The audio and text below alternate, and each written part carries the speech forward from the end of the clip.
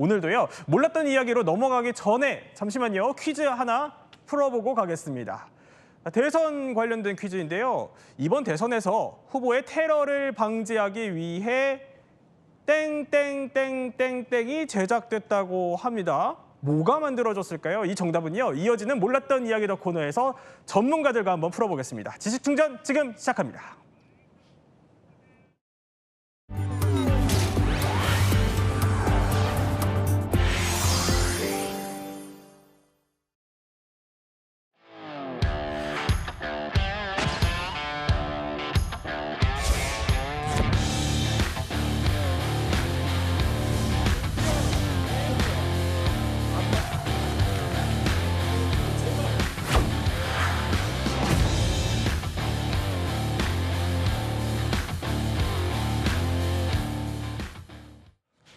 자, 대선이 하루하루 가까워 오면서 대선 후보들에 대한 경호를 좀 강화해야 한다, 이런 목소리가 높아지고 있습니다. 일단 그 목소리 먼저 들어보시죠. 사거리가 2km에 달한다는 그야말로 저격용 괴물 소총이 밀반입되었다라고 하는 제보까지 접수되고 있으니까요. 그야말로 전문 킬러들이 쓰는 저격 소총이죠. 그런 소총들이 이 시기에 밀반입될 이유가 있는가? 자, 최진호 원자, 이번 대선에 사실 유난히 좀 테러 위협이라는 단어가 많이 등장하는 것 같아요. 그 이유가 뭘까요? 그러니까 뭐 역대급 분노 대선 뭐 아니겠습니까? 네. 그래서 양극단 대선인데 그래서 이제 자연스럽게 여야 간에 혹은 이념 간의 대결이 아주 치열하거든요. 거기다가 이제 마약류 사범이라든지 그다음에 뭐 불법 처리자 외국인도 많이 늘어났고 거기다 또 사제 총기 제작이나 불법 무기 유통 이런 것들이 이제 갈수록 늘어나는 추세거든요. 네. 그런 점에서 국내 경호 환경 과거 어느 대선 때보다 제일 어려울 때입니다. 그래서 이번 대선에는 과거 어느 때보다 가용 자원은 최대한 동원해서 최고 수준의 경호 안전 조치가 필요하다. 그러니까 말하면 역대 대통령 중에서 가장 아마도 경호에 만전을 기해야 될 대선이 아닌가라는 생각이 듭니다. 권상민 평론가, 근데 사실 상황이 이렇다 보니까 앞서서 정부가 좀 철저히 경호를 해달라, 이런 당부를 내놨었어요. 네, 그렇습니다. 이조 대통령 권한대행이 이 후보자에 대한 어떠한 위협도 결코 용납할 수 없다, 이렇게 밝혔죠. 선거운동 기간 내내 이 후보자들의 신변 보호와 안전 확보에 각별한 노력을 기울여달라, 이렇게 경찰에 당부하기도 했는데요. 대선 후보에 대한 경호 경찰 24시간 밀착 경호가 제공이 됩니다. 네. 주간에는 이렇게 팔을 뻗었을 때 닿는 거리 안에서 경호가 이루어지고요. 야간 같은 경우는 후보자 자택에 대한 경호를 지원하게 됩니다. 이 경호팀의 역할, 단순한 후보자 동행에 하는 것이 그치지 않고요. 후보자의 활동 전반에 걸쳐서 철저하게 준비하고 예기치 못한 상황에도 즉시 대응할 수 있도록 하는데요. 이번 대선에서 경찰 전담 경호팀 인력이 180명으로 지난 대선 때 비교했을 때 지난 대선 때는 150명이었거든요. 늘어났습니다. 이렇게 인원이 증원하게 된 배경에는 이 계엄과 탄핵 정국을 지나오면서 주요 정치인에 대한 온라인 테러 위협 같은 이 극단적인 행위가 증가한 것이 영향을 미쳤다, 이렇게 볼 수 있는데요. 현재 이재명 후보와 김문수 후보 대표적으로 총리급 경호를 받고 있습니다. 총리급이요. 자, 저희 경호 전문가를 특별하게 모셔서 조금 더 구체적인 얘기를 해보겠습니다. 자, 곽성조 박사님 모셨는데, 일단 특히 이번에는 가포 경호, 을호 경호, 사실 이런 얘기가 나와요. 그러면 이 가포 경호와 을호 경호의 차이가 정확히 뭡니까? 이 가포 경호는 최고 등급의 경호를 얘기하는 것이고요. 네. 그다음에 그 다음이 이제 을호 경호입니다. 그래서 대통령을 지키는 경호처에 사는 것들이 이제 우리가 말하는 가포 경호라고 얘기하는 거고요. 그다음에 우리 국가의 사부 요인에 대한 경호를 을호 경호라고 우리가 알면 되겠습니다. 그렇군요. 그러면 이번에 대선 후보들 같은 경우는 어떤 등급의 경호를? 지금 현재까지는 을호 경호라고 되어 있는데요. 제가 볼 때는 앞으로 좀 더 위험성이 있다 그러면 가포 경호까지도 등급을 올려야 된다고 생각을 합니다. 상황에 따라서 등급이 바뀔 수도 있다, 이런 설명을 해주셨는데, 자, 그렇다면 이번 대선 후보들은 어떻게 좀 경호를 받고 있는지 궁금해집니다. 일단 권성희 평론가, 이재명 후보 같은 경우는 사실 과거에 좀 피습 사건도 있었던 만큼 다른 후보들보다 조금 더 민감할 수밖에 없긴 할 것 같습니다. 네, 그렇습니다. 이재명 후보에 대한 이 어떤 테러 위협 현실적으로 증가하면서 유세 현장 경호 그야말로 역대급으로 삼엄해진 상황입니다. 민주당은 자체적으로 테러 대응 TF까지 운영하고 있는데요. 네. 지난 12일 광화문 청계광장에서 열린 대선 출정식 모습 지금 보고 계시는데 예. 흰색 방탄복을 착용한 모습이 포착되기도 했습니다. 그리고 또 이 후보에 대한 근접 경호 인력 좀 잠시 살펴볼 필요가 있을 것 같은데요. 네. 이 경찰 경호팀에 여자 태권도 국가대표 출신 A 경사가 배치돼 있는 것으로 알려졌죠. 그렇군요. A 경사 2021년 대선 그리고 지난해 4월 총선에 이어서 이번 대선 과정에서도 경호팀에 소속돼서 이 후보를 경호 중인 것으로 알려졌습니다. 그리고 좀 전에 바로 저 장면 네. 이 고가라고 합니다. 경호용 망원경도 함께 도입이 됐고요. 예. 또 대선 후보를 겨냥한 테러를 막기 위해서 경찰이 유세 현장에 이 적용용 총기 관측 장비를 투입했습니다. 그래요? 경찰은 이 장비 자체가 굉장히 고가라고 해요. 한 대에 네. 5천만 원이라고 하는데 10대가 지금 투입된 것으로 알려졌습니다. 그리고 이 대선 현장 지난 대선과 달라진 점이 있습니다. 이재명 후보 지지자들이 상당히 많잖아요. 네. 이 지지자들 가운데 손거울을 가지고 저거요? 오는 네. 지지자들이 있습니다. 왜 저 손거울을 가지고 오느냐 하면 빛을 반사해서 주변 건물에 혹시 있을지 모르는 암살범의 조준을 방해하자. 이런 취지로 손거울을 가지고 온 건데요. 실제로 유세 현장에서 이 주변 건물 방향을 이 거울을 들고 비추는 지지자들의 모습도 포착됐습니다. 사실 경호 전문가니까 추가적으로 여쭤보면 저 손거울이 어느 정도 좀 도움이 됩니까? 이제 적용용 총 같은 경우는 망원 렌즈를 사용해서 멀리에서 조준을 하게 돼 있습니다. 근데 여기서 앞에 렌즈가 있기 때문에 네. 거울을 비추게 되면 빛이 반사돼서 순간적으로 앞이 안 보이게 망원 렌즈 그래요? 기능이 있습니다. 예. 그럼 저게 실제로 효과가 있는 거군요. 있습니다. 네. 그러면 자 김문수 후보랑 이준석 후보도 한번 살펴봐야 할 텐데 이 두 후보는 좀 경호를 최소화하고 있다 이런 얘기가 있어요. 그러니까 경호는 최소화하되 대중 접촉은 최대화하라. 아마 이런 전략인 것 같습니다. 네. 그래서 김문수 후보 같은 경우는 이제 인파가 좀 많이 몰리는 그런 이제 전통시장 위주로 많이 유세를 지금 하고 있거든요. 그래서 좁은 골목에 사람들이 많이 몰리다 보니까 경호하는데 좀 애를 먹어서 경찰들이 좀 상당히 좀 바짝 좀 긴장을 한 모양입니다. 이제 그래서 이제 경호처에서 네. 이재명 대표가 충분히 이제 경호 지원을 하고 있기 때문에 김문수 후보에게도 경호 지원을 하고 싶다라고 이제 요청을 했는데 김문수 후보 쪽에서는 괜찮다라고 이제 그 사양을 했다고 합니다. 그래요? 이미 충분히 경찰 경호로만으로도 훈련돼 있는 인원이기 때문에 별 문제 없다. 다소 좀 불편하고 좀 위험한 측면이 있더라도 오히려 대중과 스킨십을 더 늘려가겠다라고 이제 이런 전략을 세우고 있는 모양입니다. 네. 그래서 경호 없이 비교적 가벼운 경호로 해서 활발하게 대중 접촉을 좀 늘려가고 있고요. 이준석 후보도 이제 마찬가지입니다. 지난번 대선 때 이제 윤석열 후보 밀착을 수행을 해봤기 때문에 네. 경호에 대한 상당히 나름대로 이제 자신감이 있어서 그런지 몰라도 본인도 가벼운 경호 최소화하는 경호로 하겠다. 오히려 경찰 같은 경호 인력이 사지복, 정복이 아니라 사복 입고 오히려 갔으면 좋겠다. 보이지 않게 눈에 띄지 않는 네. 경호를 하겠다라고 이제 해서 아주 가벼운 경호를 하고 있습니다. 그래서 경호도 보면 후보들 간에 3인 3색인 것 같고 우리가 좀 즐겁게 볼거리가 아닌가 생각이 듭니다. 그렇군요. 그런데 사실 경호를 또 하시는 입장에서 생각을 해보면 이렇게 경호를 후보가 최소화하겠다 이럴 경우에는 좀 난감하지 않나요? 이럴 때 어떻게 경호를 해요? 이제 사실은 경호라는 게 네. 최악의 상황을 염두에 두고 경호를 투입하는 것인데 이렇게 대선 후보자분들 중에서 일반 국민들에 대한 이미지 때문에 안 하시려는 분들이 많이 있습니다. 예. 정치인들 중에서 이러한 경우에는 저희가 최소 인원으로 경호를 하다 보면 인력이 부족하거든요. 이러한 경우에는 이제 선거 캠프에 있는 분들, 관계자분들한테 도움을 요청을 해서 네. 저희가 근접에 있을 테니 주변에 이런 부분에 대해서는 관계자분들이 좀 도움을 주시면 후보자에 대한 경호를 하는데 좀 원활하겠다라고 해서 그렇게 처리하고 있습니다. 그러니까 관계자분들에게 조금 도움을 더 받으시는 그런 쪽으로 경호를 하시는군요.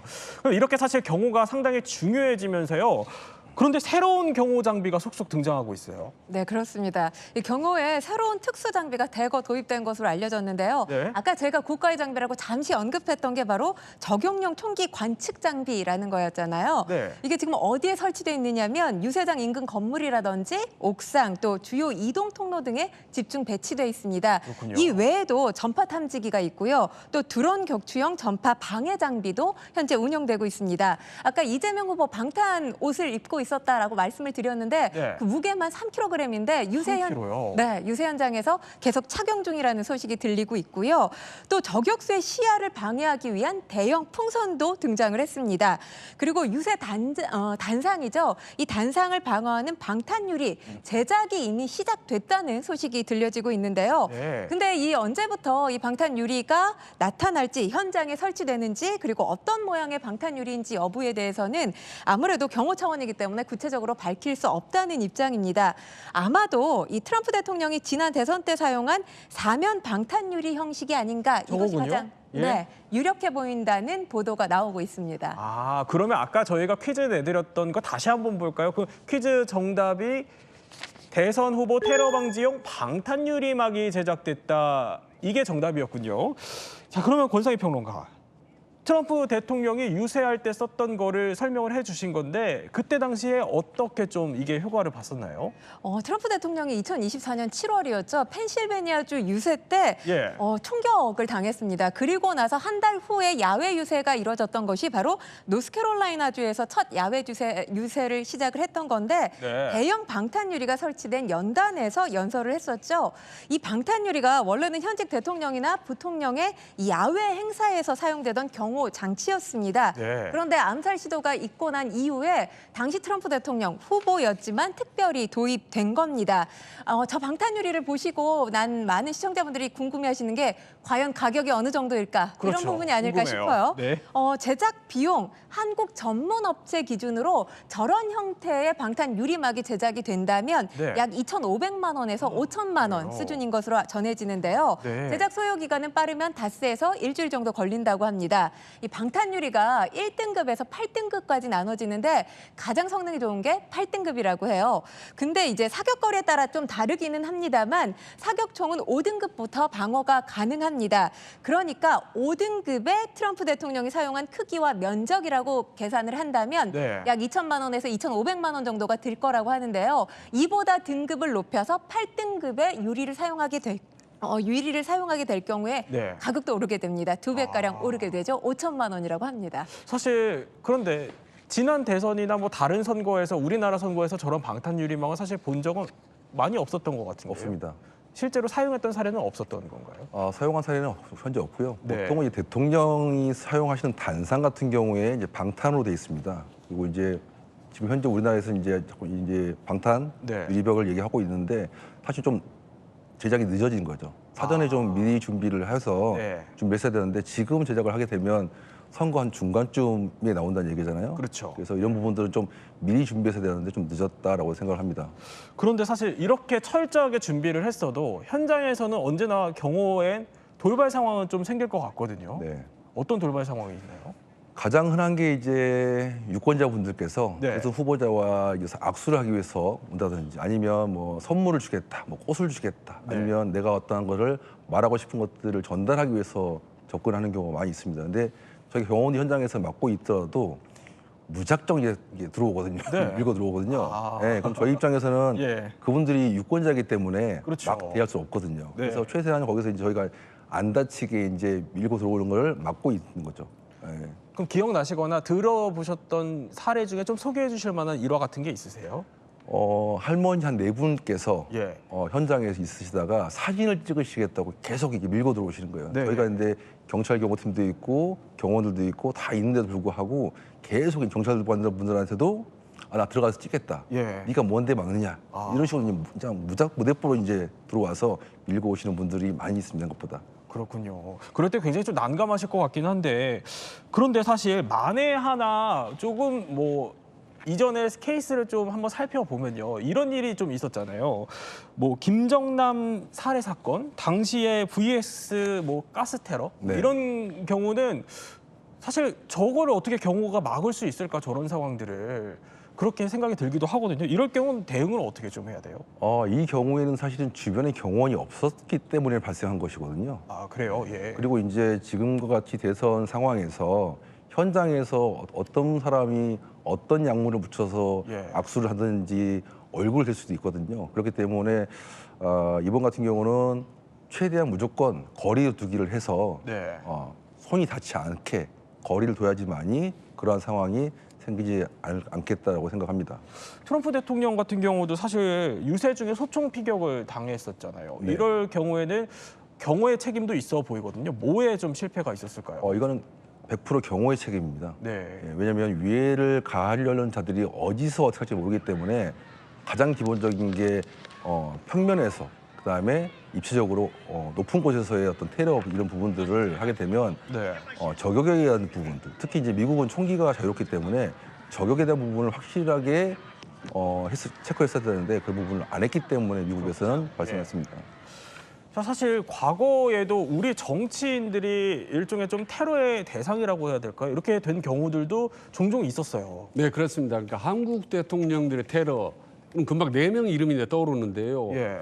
박근혜 전 대통령이 한나라당 당 대표 시절에 2006년이죠. 지방선거 지원 유세, 서울시장 지원 유세 갔을 때 괴한에게 이제 피습을 당했는데 네.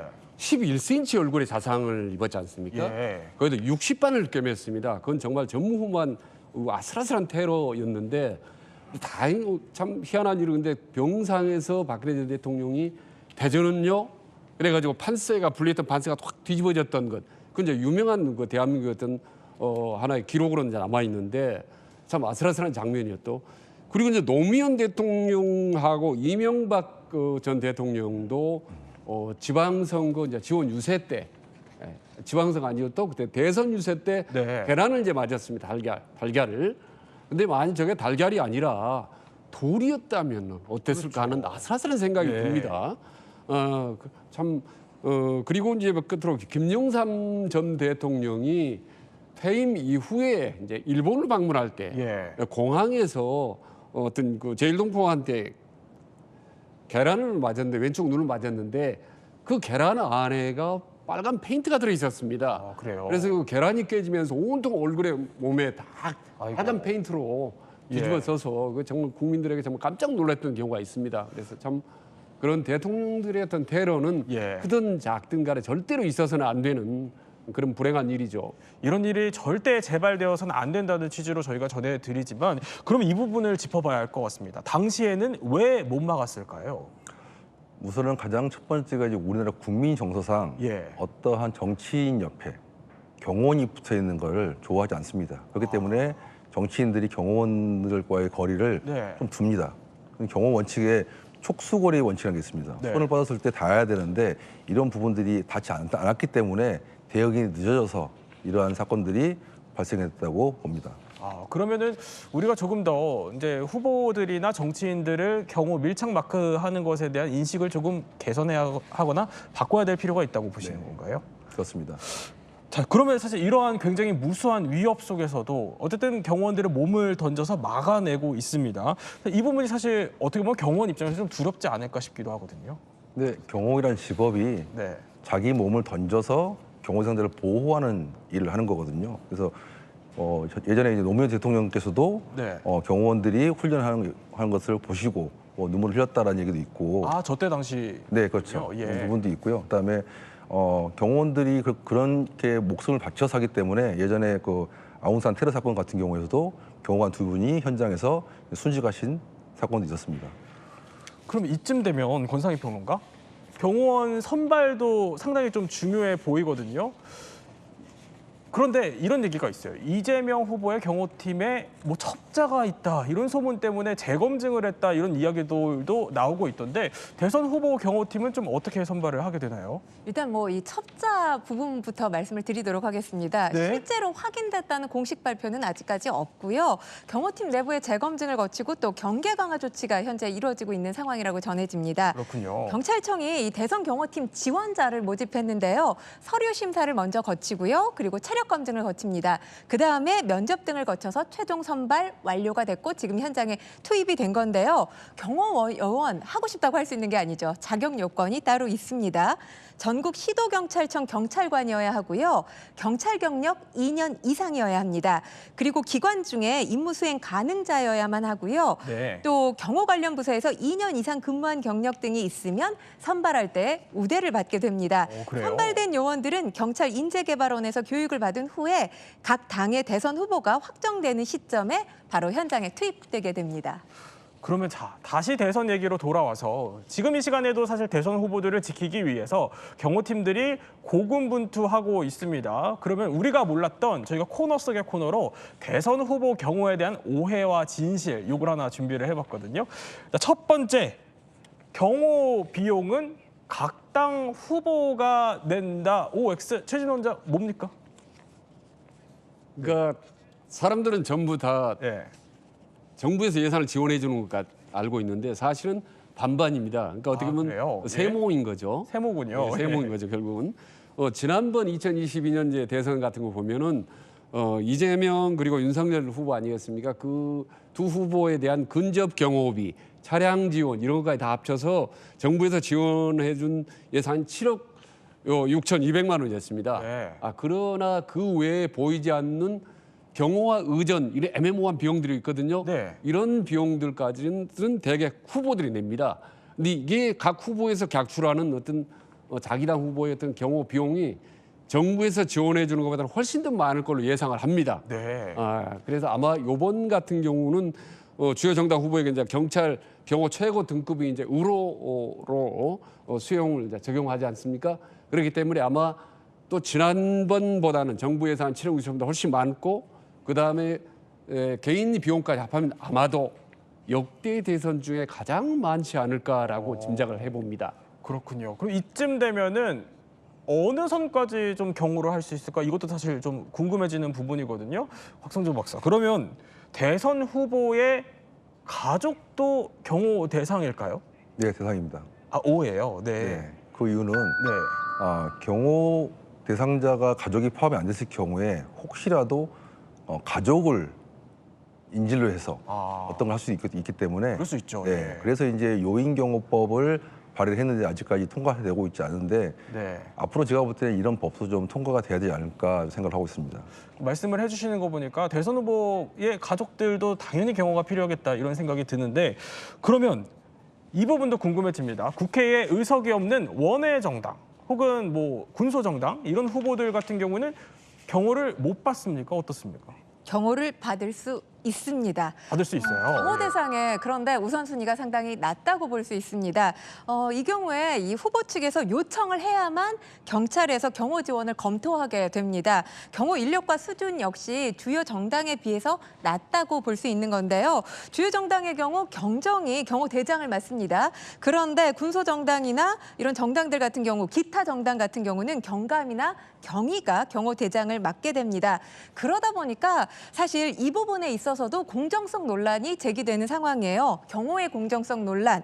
하지만 현재 법적인 근거와 관례에 따라서 경호 대상과 수준에는 엄연히 차이가 있다는 점 말씀드리겠습니다. 네, 이렇게 쭉 설명을 들으니까 이제 대통령 대선 후보에 대한 경호가 조금 더 구체적으로 와닿는 것 같습니다. 그런데 어쨌든 말씀을 해주셨던 것처럼 대선 후보의 안전도 중요하지만 표심을 잡기 위한 후보들의 열전도 상당히 중요한 입장이라서 두 마리 토끼를 다 잡아야 한다. 이게 대통령 후보 경호에 대한 어떻게 보면은 제일 핵심인 것 같아요. 그러면 앞으로 어떤 좀 경호 전략이 필요할까요?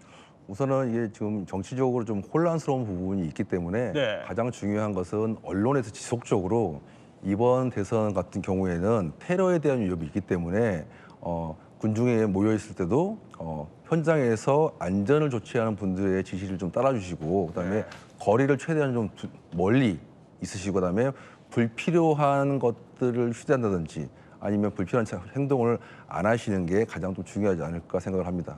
아까 최진 원장께서는 사실 어떻게 보면 더 극단주의로 치닫는 우리 정치 현실 때문에 이번에 이 경우가 더 중요해지고 있다라고 설명을 해주셨는데 그럼 이 유세 기간에 각 당과 지지자들에게 조금 당부하고 싶은 메시지가 있으실 것 같아요. 일단 뭐 후보나 지지자들은 최대한 가까이 스킨십을 하고 싶겠죠. 예. 사진도 찍고 포옹도 하고 뭐 같이 눈도 마주치고 뭐 이렇게 하고 싶겠지만은 조금 자제해 주십시오 하고 말씀드리고 싶습니다. 그리고 너무 지나치게 소통을 하다 보면은 자칫하면은 사고가 날 수 있고, 그리고 하나 좀 말씀드리면 그게 대세에 큰 지장은 없습니다라는 말씀 드리고 싶고, 또 하나는 크든 작든 간에 작은 불상사, 네. 그것도 뭐 테러 아니겠습니까?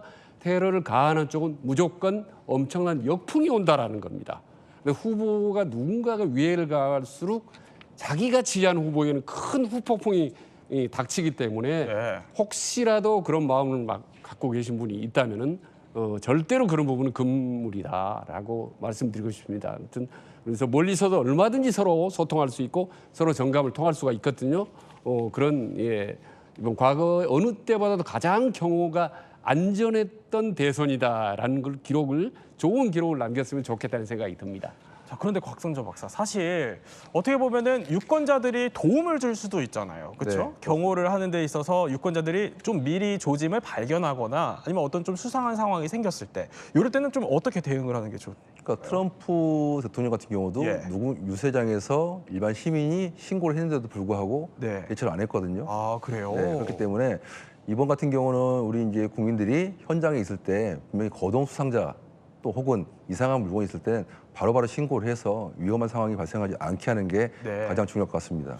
그런데 이렇게 우리가 경호가 또 중요해지고 또 위험에 어떻게 보면 노출될 수밖에 없는 이유는 극단주의로 치닫고 있는 우리 정치 현실 때문인 것 같기도 하거든요. 어떻게 보십니까? 네, 그렇습니다. 지금 경선 과정에서 너무나 네. 극단적으로 치달았고 앞으로 지금 선거도 시간이 지날수록 점점 더 극단으로 치달을 수가 있습니다. 네. 그럼에도 불구하고 우리 유권자들께서 좀 냉정하게 마음을 쫙 가라앉히고 한 표를 행사해 주십사 하는 겁니다. 그러니까 눈에 보이는데 현장에서 예. 적극적으로 지지하고 자기 후보를 막 껴안고 하는 이런 부분들은 오히려 그렇게 표현은 크게 도움이 되니 안 된다라는 생각이 듭니다. 그래서 과거 어느 때보다 좀 냉철하고 차분한 그런 대선이 됐으면 좋겠다 하는 바람을 말씀을 드립니다. 또 우리 정치 전문가로서 또 지금 대선 상황에 대해서 또 개인적인 또 의견까지 주셨습니다. 이렇게 제언을 주셨고 저희는 대통령 후보자의 경호 상황에 대해서 몰랐던 이야기 살펴봤습니다. 저희는 60초 후에 뵙겠습니다.